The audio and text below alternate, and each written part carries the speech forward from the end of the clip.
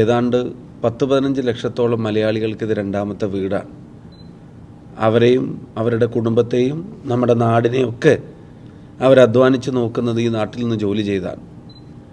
ഏതാണ്ട് അതിൻ്റെ ഇരട്ടിയോളം ആളുകൾ മൊത്തത്തിൽ ഇന്ത്യ മഹാരാജ്യത്തിൽ നിന്ന് ഈ നാട്ടിൽ ജോലി ചെയ്ത് ജീവിക്കുന്നുണ്ട്. അപ്പോൾ ദശലക്ഷക്കണക്കിന് മലയാളികളെ, ഭാരതീയരെ അവരുടെ പോറ്റമ്മയായ നാടിൻ്റെ ഫൗണ്ടിങ് ഡേക്ക് ഒരു മലയാളി പൊതുപ്രവർത്തനം എന്ന നിലക്ക്, രാജ്യത്തെ പാർലമെൻറ്റിൽ ഒരു എളിയ അംഗമെന്ന നിലക്ക് എല്ലാവർക്കും ഫൗണ്ടിങ് ഡേയുടെ സ്നേഹാശംസകൾ നേരാൻ ആഗ്രഹിക്കുന്നു. ഈ കമ്മ്യൂണിറ്റിയെ സംബന്ധിച്ച്, ഇന്ത്യൻ കമ്മ്യൂണിറ്റിയെ സംബന്ധിച്ച് കഴിഞ്ഞ ദിവസം കൗൺസിൽ ജനറലിനെ കാണാൻ പോയിരുന്നു ഞാൻ ജിദ്ദയിൽ. അദ്ദേഹം പറഞ്ഞൊരു വാക്ക് ഞാൻ ആവർത്തിക്കാൻ ആഗ്രഹിക്കുകയാണ്. ഏറ്റവും ഡിസിപ്ലിൻഡ് ആയിട്ടുള്ള, the most disciplined and law abiding citizens എന്നാണ് നമ്മുടെ കമ്മ്യൂണിറ്റിയെ സംബന്ധിച്ച് ഇവിടുത്തെ ഭരണകൂടത്തിൻ്റെ വക്താക്കളും ഉന്നത ഉദ്യോഗസ്ഥരും മറ്റെല്ലാവരും പറയാറുള്ളതെന്ന് കൗൺസിൽ ജനറൽ തന്നെ പറയുന്നു.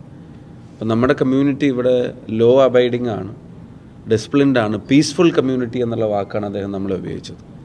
അപ്പം നാടിന് തന്നെ സൽപ്പേരുണ്ടാക്കുന്ന തരത്തിൽ ഇവിടെ അധ്വാനിച്ച് ഈ നാടിൻ്റെ വളർച്ചയിൽ മുഖ്യമായി പങ്കുവഹിച്ചിട്ടുള്ള നമ്മുടെ ആളുകൾക്കും ഈ നാട് കെട്ടിപ്പടുത്തതിൻ്റെ പിന്നിൽ നമ്മുടെ ഭാരതീയരായിട്ടുള്ള അതുപോലെ തന്നെ മലയാളി സമൂഹത്തിനും വലിയ പങ്കുണ്ട്. അവരുടെ എല്ലാവരുടെയും പേരിൽ ഈ രാജ്യത്തിൻ്റെ ഫൗണ്ടിങ് ഡേയുടെ ആശംസകൾ നേരാൻ ആഗ്രഹിക്കുന്നു.